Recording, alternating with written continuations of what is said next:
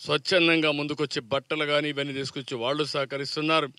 అందరూ ఎవ్వడికి తోచిన విధంగా వాళ్ళు సహకరిస్తున్నారు. కానీ ఇప్పుడు కూడా వైఎస్ఆర్ కాంగ్రెస్ పార్టీ మాత్రం విషం జిమ్మే పరిస్థితిలో వచ్చారు.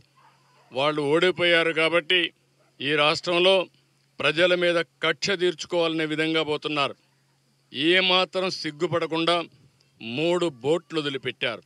ఒక్కొక్కటి 30 టన్నులు, 11,20,000 క్యూసెక్స్ నీళ్లు పోతా ఉంటే బాధ్యత లేకుండా 3 బోట్లు వదిలిపెడితే ఏవైతే కౌంటర్ వెయిట్ వచ్చి అవి గుద్దడం, అదే కానీ కౌంటర్ వెయిట్ కాకుండా అదే కానీ కాలం గుద్దుంటే కాలం ఆటోమేటిక్గా కుంగిపోయేది. 15 మెట్రిక్ టన్నుల ఇదైనటువంటి కౌంటర్ వెయిట్ 2గా ఇరిగిపోయే పరిస్థితికి వచ్చింది. రెండు కౌంటర్ వెయిట్లు విరిగిపోయినాయి. అదే కాలం జరుగుంటే కాలాన్నే కొట్టుంటే ఏమయ్యేదో మనం ఊహించుకోవాల్సిన అవసరం ఉంది. ఇంకా కూడా సిగ్గొదిలిపెట్టి సమర్థించుకునే పరిస్థితిలో ఉన్నారు. మీరు మీ బోర్డ్స్ని కరెక్ట్గా పెట్టుకోకపోతే ఎందుకు తీసుకున్నారు, మీవి కాదని అంటున్నారు. మీది కాదంటే మీరు రంగెందుకు వేశారు? మేము అన్నీ అడుగుతున్నాం. దానికి సమాధానం చెప్పవలసిన బాధ్యత కాదు. ఇలాంటి వాళ్ళని మామూలుగా ట్రీట్ చేస్తే కూడా లాభం లేదు. ఇది ఒక జాతి ద్రోహం, విద్వేషం. ఎందుకంటే ఒక ప్రాజెక్ట్ని ఇంత దారుణంగా లెక్కలేనితనంతో ఆ ప్రాజెక్టు యొక్క ఇది చూస్తే 170 సంవత్సరాలు చరిత్ర, 100 సంవత్సరాలు సర్వీస్ చేసిన తర్వాత బ్రిటిష్ వాళ్ళు కట్టిన ఆ ప్రాజెక్ట్ని ప్రకాశం పంతులు గారి సమయంలో మళ్ళీ ఇప్పుడు బ్యారేజ్ కట్టారు. ఇప్పుడుండే బ్యారేజ్ ఆయన కడితే 70 సంవత్సరాలు సర్వీస్ చేసింది. కొన్ని లక్షల ఎకరాలకు గుంటూరు, కృష్ణా, ప్రకాశం, వెస్ట్ గోదావరికి సర్వీస్ చేసే పరిస్థితికి వచ్చింది.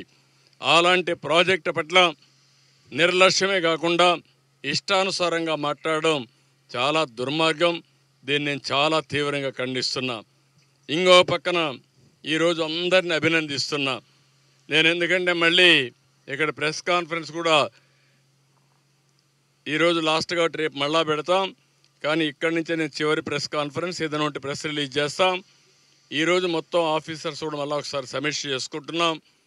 ఇప్పటి వరకు 10వ రోజు, 10 రోజులు ఏమాత్రం విశ్రాంతి తీసుకోకుండా రాత్రింబగుళ్ళు పనిచేసిన అధికార యంత్రాంగాన్ని మనస్ఫూర్తిగా పేరున అభినందిస్తున్నా, కృతజ్ఞతలు తెలియజేస్తున్నా.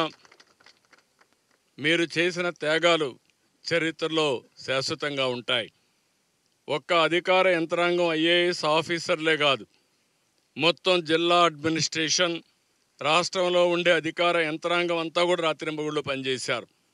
వీళ్లతో సమానంగా ఎంతోమంది శానిటేషన్లో పారిశుద్ధ కార్మికులైతే రాత్రింబగుళ్ళు ఇవన్నీ కూడా క్లీన్ చేయడంలో చాలా శ్రద్ధ చూపించారు. దగ్గర 7,000 మంది పనిచేశారు. త్రాగునీరు కోసం కొన్ని వందల వేల మంది పనిచేశారు. అదే మరి కరెంట్ ఇవ్వడానికి కొన్ని వేల మంది పనిచేశారు. ఈ విధంగా మనం ఆలోచిస్తే ఫుడ్ పాకెట్స్ అయితే కొన్ని లక్షల ఫుడ్ పాకెట్స్ ఎవ్రీడే సరఫరా చేయడం కోసం పెద్ద ఎత్తున శ్రమ చేశారు. ఒక మాటలో చెప్పాలంటే ప్రజలందరూ సహకరించారు. మనసుండే ప్రతి ఒక్కరు దృష్టి పెట్టారు, వారికి తగిన సహాయం చేశారు. 10 రోజుల్లో ఇంత పెద్ద విపత్తుని మళ్ళా ఒక కంట్రోల్ తీసుకొచ్చాం. ఒక యుద్ధమే చేశాం. వరదల పైన ఒక యుద్ధం చేశాం.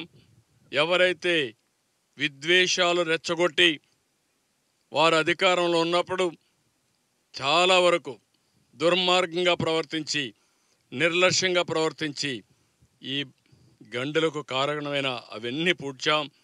ఒక విధంగా చెప్పాలంటే ఈ గండ్లు పడకుండా ఉండుంటే ఇంత కష్టం ఉండేది కాదు. హ్యాండిల్ చేయడం సులభం. నీళ్ళల్లో పోవాలి. నా జీవితంలో చాలా సంక్షోభాలు చూశాను. ఉదుహుదు చూశాను, సూపర్ సైక్లోన్ చూశాను, తిత్లీ చూశాను.